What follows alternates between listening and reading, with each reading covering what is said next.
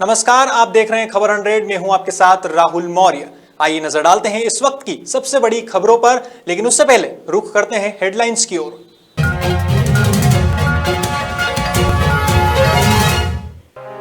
नरोत्तम मिश्रा ने की प्रेस वार्ता और प्रदेश में ट्रैफिक डायरेक्टरेट की कही बात।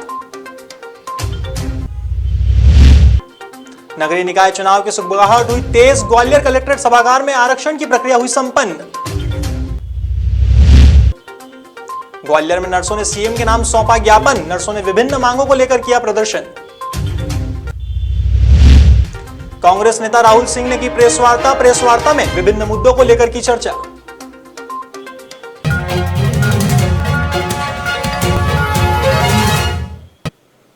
हाल ही में मध्य प्रदेश के गृह मंत्री नरोत्तम मिश्रा का बयान सामने आया है, जिसमें नरोत्तम मिश्रा ने कहा कि प्रदेश में ट्रैफिक डायरेक्टरेट अलग से बनाया जाएगा, सड़क हादसों और ट्रैफिक कंट्रोल को लेकर डायरेक्टरेट बनाया जाएगा। साथ ही डीजीपी को निर्देश दिए गए हैं कि 1 हफ्ते के अंदर प्रस्ताव बनाकर भेजा जाए।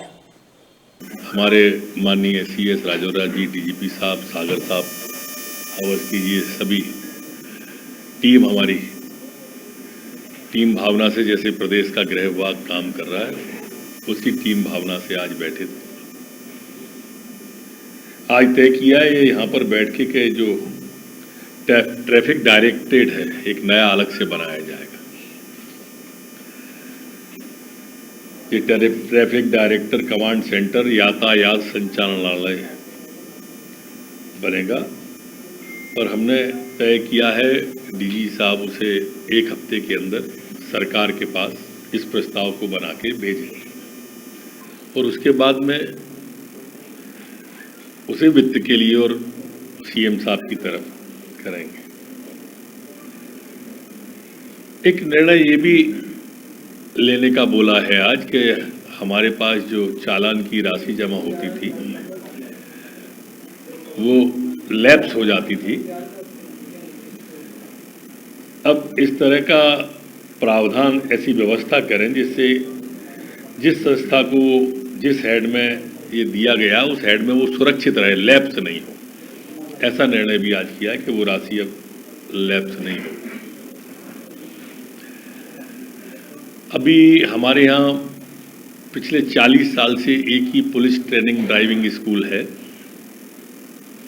ड्राइविंग ट्रेनिंग सेंटर के नाम से, जिसमें हम अपने ड्राइवरों को प्रशिक्षित करते हैं शासकीय।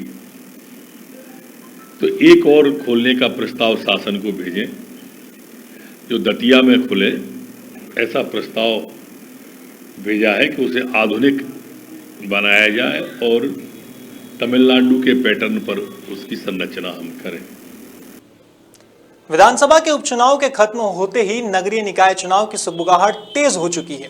बता दें, जनवरी 2021 के दौरान होने वाले नगरीय निकाय चुनाव से पहले ग्वालियर कलेक्ट्रेट सभागार में नगर निगम ग्वालियर के 66 वार्डों के लिए आरक्षण की प्रक्रिया संपन्न हुई।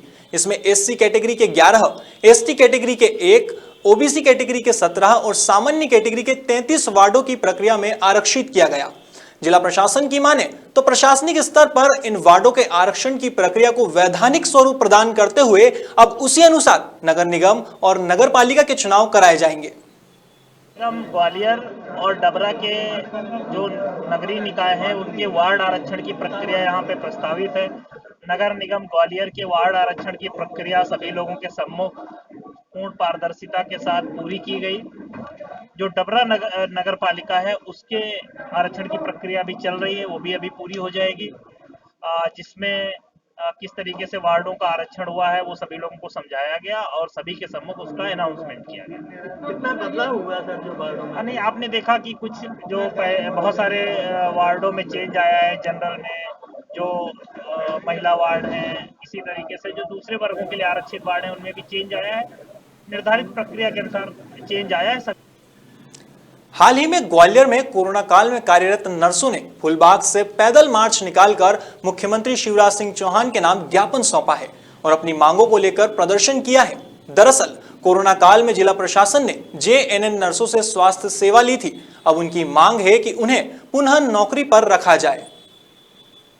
लोग कोविड-19 में काम करने वाले जितने भी कर्मचारी हैं वो सब लोग इकट्ठे हुए हैं अपना विरोध अपना प्रदर्शन करने के लिए कि सरकार जो हमारे साथ धोखाधड़ी कर रही है। हम लोगों को जब काम था, आप लोगों ने इतनी बड़ी महामारी थी, तब आपको ज़रूरत था, तब आप लोगों ने हमें रखा गया। आज भी आंकड़े कम नहीं है। उसके दौरान आप लोग है ना दूसरे लोगों की स्थायी नियुक्ति कर रहे हैं और हम लोगों को उधर से आप बेरोजगार करने की बात कर रहे हैं। तो इसके अगेंस्ट हम लोग क्या प्रदर्शन कर रहे हैं, क्योंकि जब पूरे देश में, पूरी कंट्रीज में, जितनी भी ऑल ओवर कंट्रीज में इसकी महामारी फैली हुई थी, इतने डेथ रेट बढ़े हुए थे, तब आपको जरूरत थी, तब हम ये गिनती के जितने लोग हैं 70 से 80 लोग, 90 लोग जो है उन लोगों ने ही काम किया था। उस टाइम आपके जो भी 50 से 60 जो भी कमा रहे थे, जिनके परमानेंट नौकरी थी, वो सब घर पे बैठे हुए थे। तब कोई बाहर नहीं निकला, कोई हमें देखने भी नहीं आता था। तब हमने इस टाइम पे काम किया है। तो आज अगर हम लोगों से ये कहा जाए कि आप लोगों को नहीं, आपकी जरूरत नहीं है, आंकड़े कम हो रहे हैं, हम लोग दूसरे लोगों को नियुक्ति करेंगे, तो इसकी बिल्कुल हम लोग अगेंस्ट हैं। क्योंकि आगे भी पीएम मोदी WHO से बात किए आदेश आ चुके हैं कि ये कोरोना कभी खत्म नहीं होगा। तो सब सेक्टरों में है ना कोरोना का अलग से वार्ड क्या स्टार्ट होना है। तो अगर कोविड-19 में स्टाफ को फर्स्ट प्रेफरेंस दे, तो वो हम लोगों को जो रखा गया था, जो हम 7-8 महीने से रेगुलर कर रहे हैं, उन लोगों को पहला प्रायोरिटी दिया जाए। इसके ऊपर हम लोग कहना चाहते हैं कि हमारे जितने भी मध्य प्रदेश में कोई भी स्वास्थ्य विभाग में, जैसे हॉस्पिटलों में वैकेंसी बहुत है, तो हम लोगों को परमानेंट नियुक्ति दी जाए। इसलिए हम लोग मंगलवार को कांग्रेस नेता राहुल सिंह ने प्रेस वार्ता कर विभिन्न मुद्दों को लेकर चर्चा की। इस दौरान उन्होंने लव जिहाद कानून को लेकर अपनी प्रतिक्रिया दी। वहीं उपचुनाव में कांग्रेस को मिली करारी शिकस्त को लेकर कहा कि इतनी बड़ी पराजय की आशा नहीं थी, लेकिन कहीं ना कहीं कुछ ना कुछ गड़बड़ी जरूर हुई है और इसका सही जवाब गृह मंत्री अमित शाह दे सकते हैं। सुनिए प्रेस वार्ता के दौरान उन्होंने क्या कहा।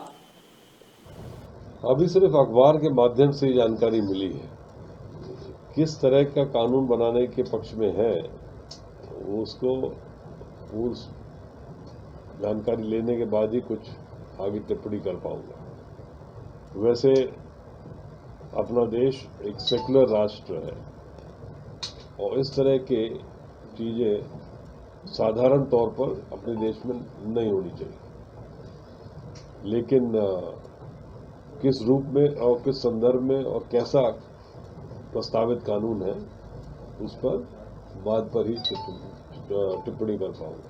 हम सबकी भूमिका अपने अपने क्षेत्र में, जिले में रहेगी और नगरीय निकाय चुनाव एक अहम चुनाव रहेगा। उसके बाद ग्रामीण अंचल के भी चुनाव है और हम लोग प्रयास करेंगे ज़्यादा से ज़्यादा कांग्रेस के लोग। सांसद महेंद्र सिंह सोलंकी का सादगी भरा अंदाज हमेशा ही चर्चा का विषय रहता है। हाल ही में वे आत्मनिर्भर भारत कार्यक्रम को बढ़ावा देने के लिए ऑटो रिक्शा से मिसाबंदियों के घर पहुंचे। यहां उन्होंने दीपावली मिलन समारोह के तहत मिठाइयां बांटी। इस दौरान भाजपा के कई कार्यकर्ता उपस्थित रहे।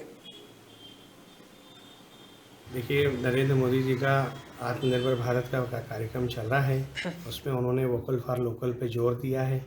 वोकल फॉर लोकल को प्रचलन में लाने के लिए मैं आज ऑटो से हमारे क्रांतिकारी नेता, जिन्होंने 1975 में बहुत कठिनाइयों का सामना किया, कांग्रेस की सरकार ने जब मीसा लगाई तो ये परिवार विकसित हो गए, छिन्न भिन्न हो गए। ये परिवार 22 महीने तक रोटी से संघर्ष करते रहे। आज इन्हीं के बूते पे भारतीय जनता पार्टी खड़ी है। भारतीय जनता पार्टी आज जो 11 करोड़ लोगों की पार्टी बनी है और आज मेरे जैसे 303 सदस्य वहाँ पर नरेंद्र मोदी जी के हाथों को मजबूत करते हैं, उसमें कहीं ना कहीं हमारे इन्हीं मीसाबंदी परिवार, मीसाबंदी साथी, हमारे मीसाबंदी वरिष्ठों का पूरा योगदान है और यही वो आधार स्तंभ है जिनके बूते पे भारतीय जनता पार्टी आज विश्व की सबसे बड़ी पार्टी बनकर खड़ी हुई है। इसीलिए मैं आज दीपावली मिलन के लिए उनका आशीर्वाद लेने के लिए, उन्हें शुभकामनाएं देने के लिए वोकल फॉर लोकल का सहारा लेते हुए रिक्शा से इनके घर आया हूँ, इनका आशीर्वाद लिया है, सम्मान किया है और यहाँ से मैं अभी जो बचे हुए परिवार है वहाँ पर भी जाऊँगा। सर कितने घरों पर जाएंगे सर अभी आप दीपावली मिलन? अभी मेरी सूचना के अनुसार 9 परिवार ऐसे हैं जहाँ पे हमारे मीसाबंदी परिवार हैं, वहाँ पे हमारे क्रांतिकारी नेता रहते हैं। मैं उन सभी का आशीर्वाद लेने के लिए आज देवास में जाऊँ। फिलहाल खबरों में इतना ही। देश और दुनिया की तमाम खबरों के लिए देखते रहिए खबर 100। नमस्कार।